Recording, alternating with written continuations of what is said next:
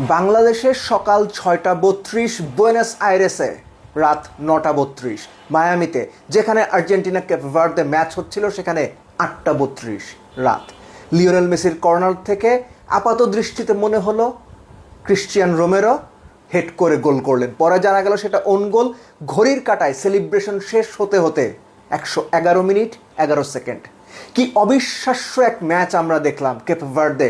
আর্জেন্টিনাকে যে ভয়টা ধরালো ডিফেন্ডিং চ্যাম্পিয়নদের, যেভাবে চোখের পানি নাকের পানি এক করালো, এবং ডিফেন্ডিং চ্যাম্পিয়নরা যেভাবে বারবার ঘুরে দাঁড়ানোর গল্প লিখে রাউন্ড অফ 16-এ কোয়ালিফাই করলো, দুই দলকেই ইকুয়ালি হাততালি দেওয়া উচিত, ইকুয়ালি প্রেইজ করা উচিত।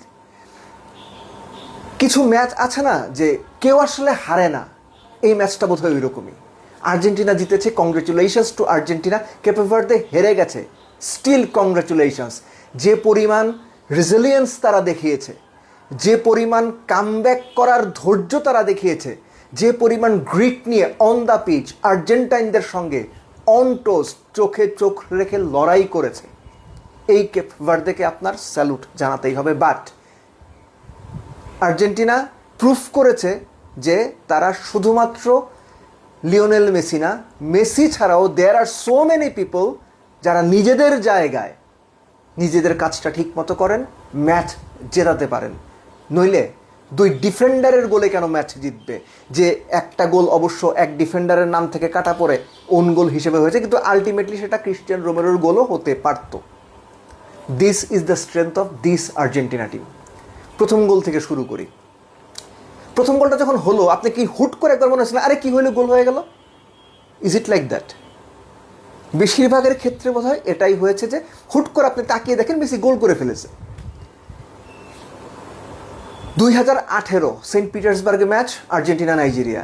এভার বানেগা মাঝখান থেকে একটা বল দিলেন, এই গোলটা লিওনেল মেসি যে বাম পায়ের কন্ট্রোলে রিসিভ করলেন, যেভাবে গোল করলেন, অলমোস্ট আইডেন্টিক্যাল। নাইজেরিয়ার বিপক্ষে ওই গোলটা এর চাইতেও বেশি টাফ ছিল, ডাবল টাচ ছিল, চেস্টে রিসিভ, থাই দিয়ে রিসিভ, তারপরে একটা স্টেপ নিয়ে তারপরে গোল করা। যদি সম্ভব হয় ভিডিওটা বের করে দেখবেন, দুটোর মধ্যে সিমিলারিটি আছে, কিন্তু এই সিমিলারিটি তৈরির পেছনে কাজ করেছে কেপ ভার্দের ডিফেন্স। ম্যাচের আগের দিন বলেছিলাম যে, বা আপনারা জানেনই অ্যাকচুয়ালি, আমার বলা না বলা কিছু যায় আসে না, 5-4 মানে 9 জন নিয়ে ডিফেন্স করা। আর্জেন্টিনা কোনোভাবে ডিফেন্স ব্লকটা ভাঙতে পারছিল না, স্পেস ক্রিয়েট করতে পারছিল না। আর্জেন্টিনার যেটা করার কথা ছিল, এরিয়াল বল দিয়ে কোনোভাবে যদি স্পেস ক্রিয়েট করা যায়। লিওনেল মেসি অফসাইডে ছিলেন, এবং একটা ব্যাপার মনে হয়েছে লিওনেল মেসি যখন ওই যে টুকটুক টুকটুক করে হাঁটেন, ওই হাঁটা দেখে মনে হয় যে তিনি অপোনেন্টকে ওই ফিলটা দেওয়ার চেষ্টা করেন যে ভাই আমি তোমার জন্য হুমকি না, আমি থ্রেট না, আমি এমনিই গোট, আমি এমনিই গোট, ঘুরে ফিরে বেড়াই। লিসান্দ্রো মার্তিনেস এটা স্পট করেছেন, এবং লিওনেল মেসি, যদি আপনি হাইলাইটসটা দেখেন, হাইলাইটসটা বোঝা যাবে কিনা আমি জানি না, মানে পুরো ম্যাচটা দেখলে, ওই ভিডিওটুকু দেখলে আপনি বুঝতে পারবেন যে লিওনেল মেসি অফসাইড থেকে আস্তে আস্তে আস্তে আস্তে ভেতরে আসছেন।